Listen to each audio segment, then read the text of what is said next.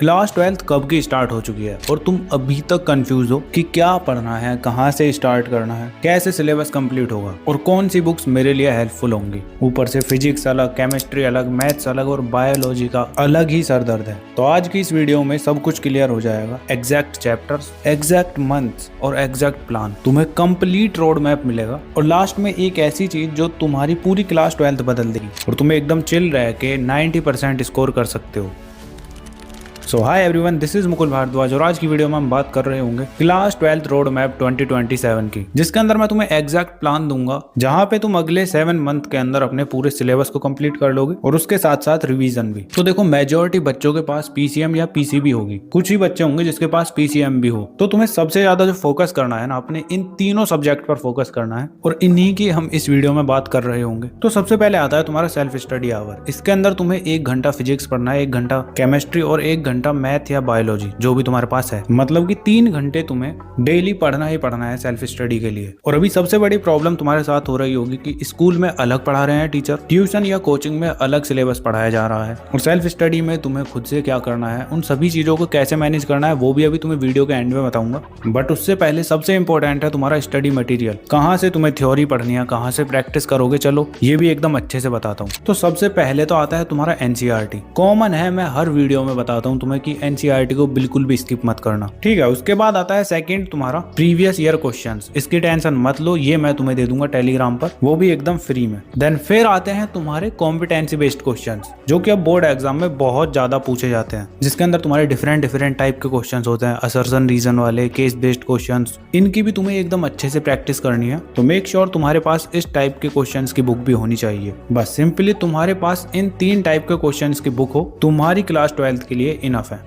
अब इतनी बुक्स, इतना कंफ्यूजन और इतना टाइम वेस्ट होता है ना, क्या ही बताऊं। अपने टाइम पर मैं भी ये फेस करता था। तो रिसेंटली मैंने सभी बुक्स देखी और पर्सनली मुझे एमटीजी की ये वाली बुक सही लगी। इसके अंदर तुम्हारी NCERT theory, well labelled diagrams, 50% competency based questions, case based questions और असर्शन रीजन, हर टाइप के क्वेश्चंस तुम्हें मिल रहे होंगे। मतलब कि सब कुछ एक जगह है। ऑनेस्टली काश ये मेरे टाइम पर होती तो मुझे भी इधर उधर नहीं भागना पड़ता। अब लिंक डिस्क्रिप्शन में है, एक बार चेक जरूर कर लेना और इस पे डिस्काउंट भी चल रहा है। अब आता है तुम्हारा मंथली और चैप्टर वाइज रोड मैप। जो भी मैं बताता जाऊं उसका स्क्रीनशॉट लेते रहना और साथ में उन चीजों को लिख लो तो ज्यादा बेटर रहेगा। बाकी तुम्हारी चॉइस है। स्टार्टिंग करते हैं फर्स्ट मंथ से, जो कि तुम्हारा फाउंडेशन मंथ होगा। इसके अंदर तुम्हें फिजिक्स के ये 2 चैप्टर करने हैं। फर्स्ट चैप्टर है तुम्हारा इलेक्ट्रिक चार्ज एंड फील्ड्स और चैप्टर नंबर 2 है तुम्हारा इलेक्ट्रोस्टैटिक पोटेंशियल एंड कैपेसिटेंस। और फिजिक्स अगर तुम्हें टफ लगती है तो मैंने लास्ट वाली वीडियो में बहुत ही अच्छे से बताया कैसे तुम अपने फिजिक्स को स्ट्रॉन्ग कर सकते हो, तो इस वीडियो के बाद जाके देख लेना, ठीक है। फिजिक्स के अंदर तुम्हें बस यही करना है। इसके बाद आता है तुम्हारा केमिस्ट्री। तो केमिस्ट्री में तुम सॉल्यूशन और इलेक्ट्रो केमिस्ट्री वाले चैप्टर को करोगे और तुम्हें केमिस्ट्री भी हार्ड लगती है, अगर उसके लिए भी वीडियो चाहिए तो कमेंट कर देना, मैं नेक्स्ट वीडियो बना दूंगा। इसके बाद आता है तुम्हारा मैथ्स, जिसके अंदर तुम्हें करना है रिलेशन एंड फंक्शन वाला चैप्टर और उसके साथ साथ तुम कर रहे होगे इनवर्स ट्रिग्नोमेट्री फंक्शंस वाले चैप्टर को। जब वो कर लेते हो तो फिर आता है तुम्हारा बायोलॉजी। अगर तुम्हारे पास बायो है तो तुम्हें ये 2 चैप्टर करने हैं। फर्स्ट है तुम्हारा sexual reproduction in flowering plants और सेकंड चैप्टर है तुम्हारा ह्यूमन रिप्रोडक्शन। तो फर्स्ट मंथ के अंदर तुम्हें बस यही करना है, स्पीड नहीं, बस चीजों को समझो, फाउंडेशन को स्ट्रॉन्ग करो, इसीलिए इस मंथ का नाम फाउंडेशन रखा है। अब आता है तुम्हारा सेकंड मंथ, जिसके अंदर तुम्हें अपनी स्किल्स को और बिल्ड करना है, जहां पे तुम फिजिक्स के अंदर कर रहे होगे करंट इलेक्ट्रिसिटी वाला चैप्टर और उसके साथ साथ मूविंग चार्जेस एंड मैग्नेटिज्म वाला चैप्टर, ठीक है। और केमिस्ट्री के अंदर तुम करोगे केमिकल काइनेटिक्स और डी एंड एफ ब्लॉक वाले चैप्टर को। और फिर उसके बाद मैथ्स के अंदर तुम कर रहे होगे मैट्रिसेस और डिटर्मिनेंट्स वाले चैप्टर को, ठीक है। और फिर तुम करोगे बायोलॉजी के अंदर reproductive health plus principle of inheritance and variation वाले चैप्टर को। ये भी एकदम इजी टास्क है, सेकंड मंथ में तुम इजीली कंप्लीट कर लोगे, ठीक है। फिर स्टार्ट होता है तुम्हारा थर्ड मंथ, जहां पे तुम फिजिक्स के अंदर मैग्नेटिज्म एंड मैटर वाले चैप्टर को करोगे, उसके साथ साथ इलेक्ट्रोमैग्नेटिक इंडक्शन वाले चैप्टर को करोगे। जब वो हो जाता है तो फिर आता है तुम्हारा केमिस्ट्री। तो केमिस्ट्री के अंदर तुम कोऑर्डिनेशन कंपाउंड्स वाले चैप्टर को करोगे और उसके साथ साथ halo alkane and hello arenes वाले चैप्टर को, ठीक है। केमिस्ट्री के अंदर इतना ही करना। फिर आता है तुम्हारा मैथमेटिक्स। तो इसके अंदर तुम कॉन्टिन्यूटी एंड डिफरेंशिएबिलिटी वाले चैप्टर को करोगे और उसके साथ साथ एप्लीकेशंस ऑफ डेरिवेटिव्स, ये 2 चैप्टर्स तुम्हें निपटाने हैं, ठीक है। फिर आता है तुम्हारा बायोलॉजी। तो बायो के अंदर तुम मॉलिक्यूलर बेसिस ऑफ इनहेरिटेंस और उसके साथ में एवोल्यूशन वाले चैप्टर को निपटा रहे होगे। बस थर्ड मंथ में भी तुम्हें इतना ही करना है। और अब तुम्हारे स्टार्ट हो चुके होंगे हाफ ईयरली, तो उस मंथ में तुम्हें हाफ ईयरली की भी प्रैक्टिस करनी है बस, ठीक है।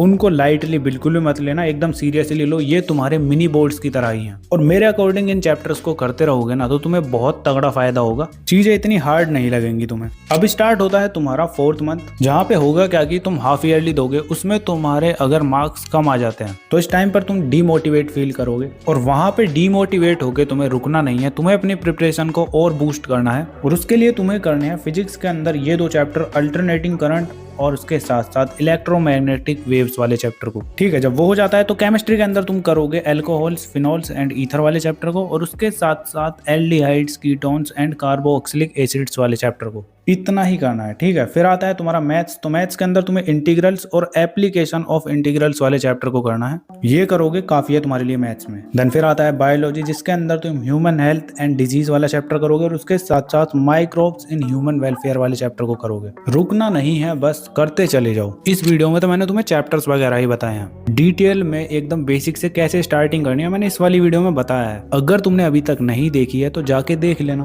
और जितने जितने मैंने चैप्टर्स बताए हैं ना अभी तक, सभी तुम्हारे लिए इजी टास्क हैं। हर सब्जेक्ट के 2-2 चैप्टर्स ही तो करने पड़ रहे हैं तुम्हें। अब 4th मंथ में तुम्हें थोड़ा ठीक लगने लगेगा, और उसके बाद फिर जैसे ही तुम्हारा कॉन्फिडेंस बूस्ट होगा तो तुम्हें 5th मंथ पे आ जाना है, और यहाँ से चीजों को कर देना है स्पीड अप, जिसमें तुम फिजिक्स के अंदर करोगे ray optics and optical instrument वाले चैप्टर को, और उसके साथ साथ वेव ऑप्टिक्स वाले चैप्टर को। ठीक है, जब वो हो जाता है तो फिर उसके बाद तुम करोगे केमिस्ट्री के अंदर एमीन्स वाले चैप्टर को, और उसके साथ साथ बायोमोलिक्यूल्स वाले चैप्टर को। एंड जब वो हो जाता है तो मैथ्स के अंदर तुम करोगे differential equation plus vector and 3D geometry वाले चैप्टर को। ठीक है, फिर आता है तुम्हारा बायो। तो बायो के अंदर तुम्हें बायोटेक्नोलॉजी, प्रिंसिपल्स एंड प्रोसेसेस, और साथ में बायोटेक्नोलॉजी एंड एप्लीकेशन वाले चैप्टर्स को निपटाना है। स्पीड अप में तुम्हें यही करना है, यही तुम्हारा 5th मंथ का टास्क है। और यहाँ तक तुम्हारी बहुत सारी चीजें कवर हो चुकी हैं। अब आता है 6th मंथ, जिसमें तुम अपनी बाकी की बची हुई चीजों को करोगे। जैसे फिजिक्स के अंदर तुम कर रहे होगे dual nature of radiation and matter, और उसके साथ साथ एटम्स वाले चैप्टर को निपटाओगे। ठीक है, और केमिस्ट्री के अंदर तुम्हारा सिलेबस कंप्लीट हो चुका है। इस टाइम पर तुम्हें बस रिवीजन करना है और क्वेश्चंस की प्रैक्टिस करनी है, बस सिंपल। ठीक है, फिर आता है तुम्हारा मैथ्स। तो मैथ्स के अंदर तुम लीनियर प्रोग्रामिंग और प्रोबेबिलिटी वाले चैप्टर को निपटाओगे, और उसके साथ बायोलॉजी में तुम कर रहे होगे ऑर्गेनिजम्स एंड पॉपुलेशन वाले चैप्टर को, और उसके साथ साथ इकोसिस्टम वाले चैप्टर को। 6 मंथ तक तुम्हारे 2 सब्जेक्ट कंप्लीट हो चुके हैं। अब बचते हैं तुम्हारे ये दोनों सब्जेक्ट जिनको तुम लास्ट मंथ में करोगे।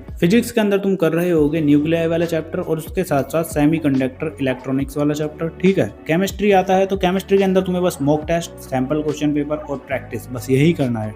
मैथ्स के अंदर भी तुम रिवीजन करोगे और उसके साथ साथ सैंपल क्वेश्चन पेपर्स लगाओगे। ठीक है, फिर आता है तुम्हारा बायोलॉजी। तो बायो के अंदर तुम्हारा एक चैप्टर बचता है जो कि है बायोडाइवर्सिटी एंड कंजर्वेशन। और जैसे ही तुम ये कंप्लीट करते हो तो इस तरह से तुम्हारा पूरा सिलेबस कंप्लीट हो जाएगा 7 मंथ के अंदर। मतलब नवंबर से दिसंबर के बीच तुम्हारा सिलेबस कंप्लीट हो चुका होगा, वो भी रिवीजन के साथ। अब देखो, जो मैंने ये सीक्वेंस बताया है ना, मेजॉरिटी स्कूल में यही फॉलो किया जाता है। अब वीडियो पर अभी तक बने हुए हो तो मैंने स्टार्टिंग में एक बात बोली थी जो अभी मेजॉरिटी बच्चे फेस कर रहे होंगे, वो है कि अलग अलग जगह पर अलग अलग चीजें पढ़ाई जा रही हैं। स्कूल में अलग, ट्यूशन में अलग, और सेल्फ स्टडी में तुम खुद अलग पढ़ रहे हो। तो इसका सिंपल सा सॉल्यूशन ये है कि तुम ट्यूशन पर तो अच्छे से फोकस करो, जो चीजें वहां पढ़ रहे हो वहीं के वहीं रिवाइज कर लो। और स्कूल वालों के लिए तुम्हें करना क्या है, जैसे तुम सेल्फ स्टडी करने के लिए बैठे हो आज, तो आज तुम्हें वो चैप्टर पढ़ना है जो तुम्हारा कल स्कूल में पढ़ाया जाएगा। इससे होगा क्या कि जो तुम सेल्फ स्टडी में अपने चैप्टर को कर रहे हो ना कवर, यूट्यूब की हेल्प से या कहीं और से भी पढ़ के, वो तुम अपनी क्लास में रिवाइज कर रहे होगे जब तुम्हारा टीचर पढ़ा रहा होगा, बिकॉज तुम्हें चीजें अच्छे से समझ आएंगी ना ऐसे।